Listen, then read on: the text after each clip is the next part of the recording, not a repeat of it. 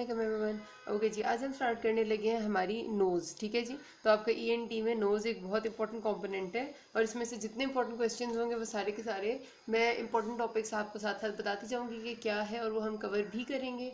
और जो दूसरे टॉपिक्स होंगे लाइक बाकी हैं उनमें भी मैं आपको बताऊंगी कि उनमें से किस किस्म के सवाल आते हैं और उनको कितना करना है। ठीक है। तो सबसे पहले starting from the anatomy of nose, क्योंकि आपको एनाटॉमी समझ आएगी तो ही आपको तो ही आप समझ सकेंगे कि बाकी हमारे इसमें एक्चुअली हो क्या रहा है। ठीक है।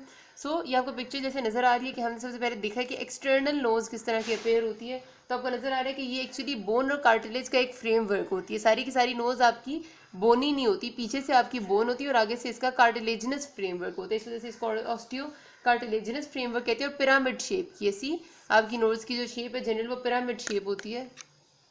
एंड उसके साथ हमारे पास जो कुछ एक्सटर्नल फीचर्स आपको नजर आ रहे हैं सी, ये आपका जो लाइन सी है, this is your tear trough, यानी इधर से आपका ये आंसू के गिरने का रास्ता होता है बेसिकली। दिस इज योर, ये जो आपको नजर आ रही है ये आपकी सुपीरियर एलर क्रीज है। मैं आपको बताऊंगी कि यहाँ पर कौन कौन से कार्टिलेजेस होते हैं, उससे आपको इसका अंदाजा हो जाएगा। ये आपकी नोज की जो टिप्स है, मतलब ये आपकी मेन टिप होती है और साइड पे टिप डिफाइनिंग पॉइंट्स हैं।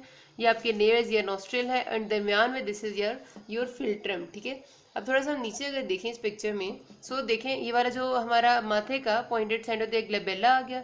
फिर जो कंस्ट्रक्शन है बिटवीन दिस एंड दिस, यानी जो एंगल बन रहे हैं यहाँ पर, उसे हम नेजियन कहते हैं। ठीक है। नेजियन के बाद यहाँ पर हमारे पास ये सारा एरिया नेजल ब्रिज है अगर बाहर से हम देखें। ठीक है। एक्सटर्नल एनाटॉमी की बात कर रहे हैं और हल्की सी बीच में डिप्रेशन आती है और फिर दोबारा से ये ऐसे आगे कंटिन्यू करते हैं। तो उस हल्की सी डिप्रेशन को हम कहते हैं supra tip break. Not that much important कि आप याद रखें। ठीक है। और फिर यहाँ पर इंफ्रा टिप ब्रेक, ये मतलब ज़्यादा डिटेल बातें हैं, इतनी ना भी तो इट्स फाइन। और ये जो आपका नोज और जो आपके इसके बाद लिप्स आने वाले होते हैं उनका दरमियान जो एंगल बनता है उसे नेजियो लेबियल एंगल कहते हैं। ठीक है।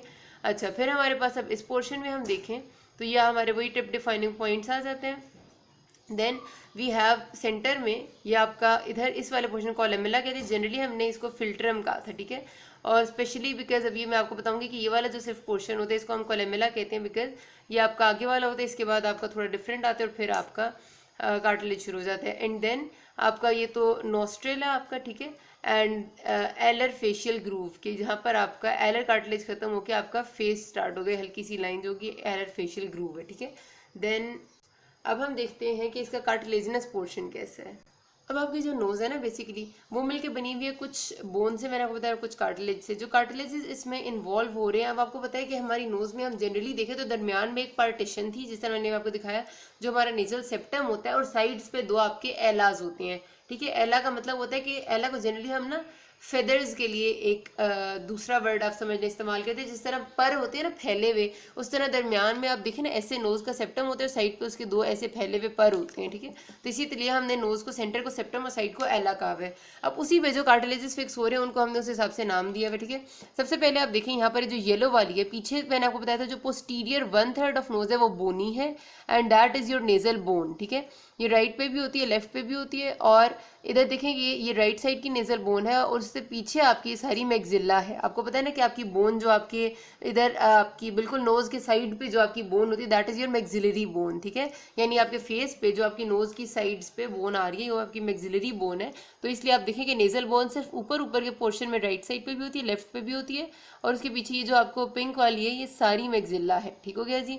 अच्छा, उसके बाद ये तो इसके दोनों बोनी पोर्शंस है, ये बोनी है। इसके आगे सारा ये कार्टिलेजिनस पोर्शन शुरू हो जाता है। ठीक है।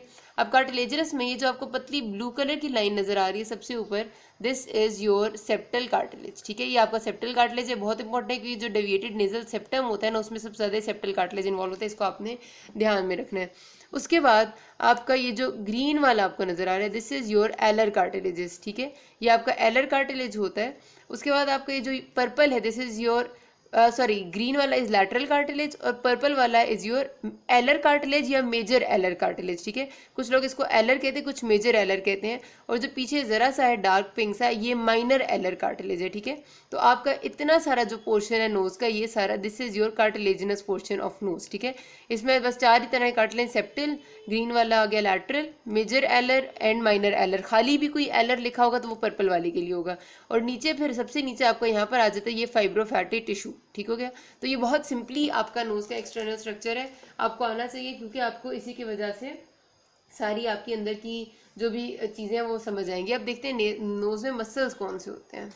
अच्छा कहते हैं आपका जो नेजल मस्कुलेचर है कि नोज में कौन कौन से मसल्स होते हैं, जाहिर सी बात है आपका सारा कार्टिलेज मसल्स वगैरह से कवर हुआ हुआ होता है, सो दैट आराम से आपके सारे इस एरिया की मूवमेंट्स हो सके। ये आपकी फेशियल मसल्स का पार्ट है, ठीक है।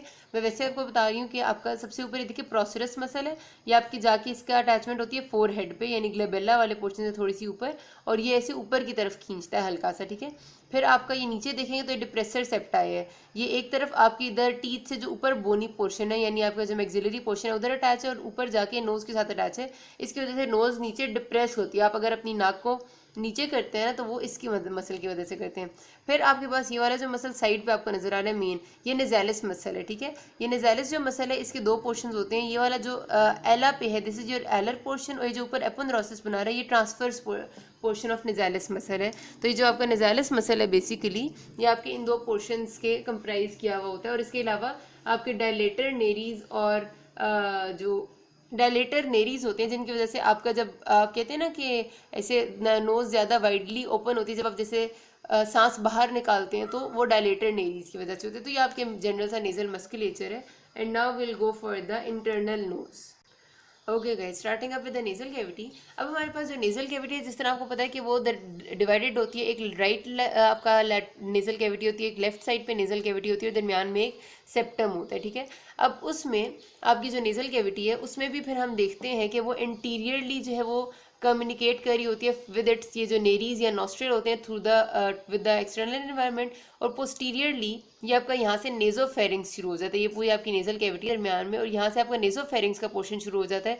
और नेजोफेरिंग्स से जो चीज़ नेजल कैविटी कम्युनिकेट करी होती है उसको हम कहते हैं कॉना, ठीक है जी, उसको हम कॉना कहते हैं। और उसके बाद ये यानी ये वाला पोर्शन कॉना है, एंड ये आपका फिर नेजोफेरिंग्स इससे पीछे शुरू हो जाता है। अच्छा, उसके बाद हमारे पास जो हमारी नेजल कैविटी प्रॉपर है, जाहिर है उसकी एक मीडियल वॉल होती है, एक लैटरल वॉल होती है। मीडियल वॉल वो है जो सेप्टम वाली वॉल है, और लैटरल वॉल वो है जो आपको नजर आ रही है इस जगह पर। ये आपकी lateral wall of nasal cavity show हुई हुई है, और उसमें भी पूरी मतलब मीडियल लैटरल वॉल मिला के हम दो पोर्शन में उसको डिवाइड करते हैं। इंटीरियर मोस्ट पोर्शन ये वाला होता है जो ब्लू सा आपको दिखाया हुआ है, दिस इज द वेस्टिब्यूल, ये स्किन लाइंड पोर्शन होता है, इसमें स्किन है। और पीछे ये जो सारा का सारा पोर्शन है this is your mucosa lined portion, और इसको हम कहते हैं नेजल कैविटी प्रॉपर, ठीक है।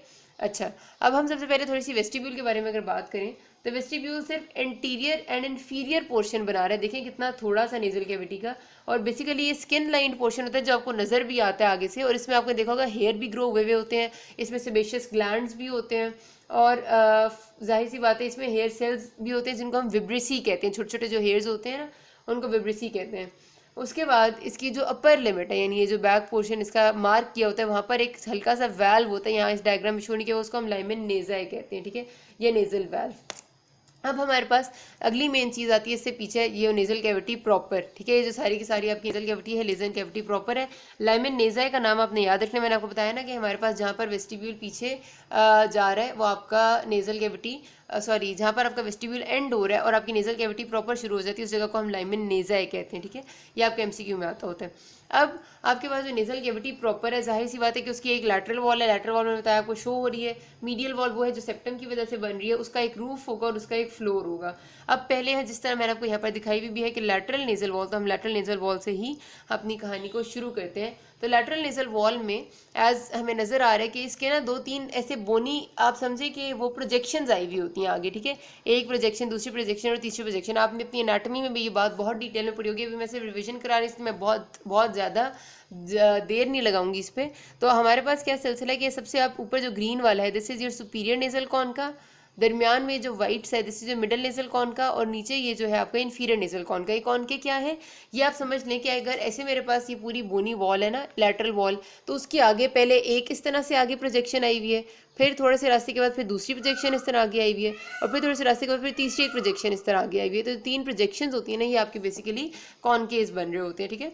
अच्छा, अब इन कॉनका के नीचे, ये कॉनका पीछे बोन से अटैच नहीं होते। जिस तरह आप समझे कि अगर ये मैंने बताया लेटरल वॉल है और इसके आगे मैं ऐसे करके एक प्रोजेक्शन बना दूं तो वो ज़ाहिर है आगे आई हुई ज़रूर है, लेकिन पीछे वाली वॉल अपनी जगह पर है। तो पीछे वाली वॉल में बहुत सारे स्ट्रक्चर्स, बहुत सारी ओपनिंग्स होती हैं जो इनके पीछे होती हैं, और उनको हम अभी डिस्कस करेंगे। सबसे पहले स्टार्ट करते हैं with your inferior nasal concha. Inferior nasal concha जो बोन है ना, ये बोन ही होती है आपकी, पता है लैटरल नेजल वॉल भी आपकी जो है वो बोन से बनी हुई है। मैंने आपको अभी दिखाया था ना कि मैक्सिला था मेनली, और आगे की तरफ थोड़ा सा कार्टिलेज भी था। तो बहरहाल जो आपकी लैटरल ये जो इन्फीरियर नेजल कॉन्का ये जो बोन है, ये एक पूरी अलग से बोन होती है। Like inferior nasal concha is a separate bone, ये किसी और बोन का पार्ट नहीं होती है। आपने ये बात याद रखनी है, ठीक है। This is an important thing. उसके बाद अच्छा ओके, इन्फीरियर नेजल कॉन्का जो है वो आपकी, और इसको कॉन्को को ना टर्बिनेट्स भी कहते हैं, ये बात भी आपने अपने ध्यान में रखनी है। मतलब इन्फीरियर नेजल कॉन्का या इन्फीरियर टर्बिनेट एक ही बात है। उसके बाद हमारे पास अगली चीज़ आती है कि इसमें आपकी जो इंपॉर्टेंट चीज़ ओपन होती है, मैंने बताया ना इसके पीछे आपका इन्फीरियर मिएटस होगा। हर कॉन्का के पीछे एक मिएटस होता है। लाइक ये जो कॉन्का के पीछे जो आपकी लैटरल वॉल ऑफ नोज होती है उसे हम मिएटस कहते हैं। तो आपका जो इन्फीरियर कॉन्का के पीछे मिएटस का पोर्शन होता है, उसमें जो इंपॉर्टेंट चीज़ ओपन होती है वो आपकी है नेजो लैक्रिमल डक्ट। आपको याद होगा कि आपका जो आय वाला था सिलसिला जब आपने पढ़ा था, तो आपने पढ़ा था ऐसे करके, एक सेकेंड इधर अगर बनाओ, ऐसे आय थी, और आय में से जो आंसू बनाने वाला सिस्टम था उसका एक पूरा ड्रेनेज का सिस्टम था, नेजो लैक्रिमल पूरा ग्लैंड था, और फिर वो ऐसे पूरी ट्यूब सी बनी हुई नीचे आती थी, और हमने कहा था ये जाके नोज में ड्रेन कर जाती है। अब होता है जब आपको आंसू आते हैं तो साथ ही आपकी नाक भी बहने लग जाती है। उसकी वजह होती है कि आपके आंसू कुछ जो है वो आपकी नाक में आके ड्रेन करते हैं इनटू नेजो लैक्रिमल डक्ट, और वो डक्ट ओपन होती है behind inferior turbinate into inferior meatus, ठीक है। आपने याद रखनी है, ये ओपनिंग्स पूछी जाती है एमसीक्यू में, वाइवा में, तो आपने याद रखना है कि नेजल लैक्रिमल डक्ट की ओपनिंग है इन्फीरियर मिएटस में। अब आगे जो है मैं आपको अगली वीडियो में बताती हूँ। अभी तक कोई भी मसला हो you can ask me. Thank you.